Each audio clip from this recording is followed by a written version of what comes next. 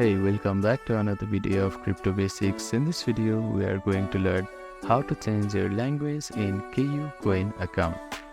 First of all, open up your preferred web browser. Now, at the address bar, type in kucoin.com and click on Enter. Make sure that you are logged into your account. After that, at the top navigation bar of your screen, you can see a globe icon. Click on it.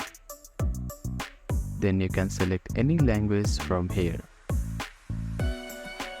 Simply click on the option and you can see that your language here has been changed. To revert the changes, you need to hover your mouse to the top right corner of your screen where you see 3 lines here.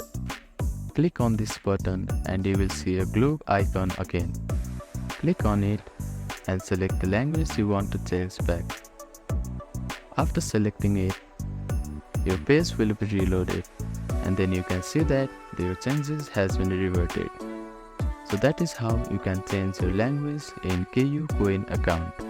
Thank you for watching this video. Please do not forget to like, share and subscribe to our channel and comment down if you have any queries.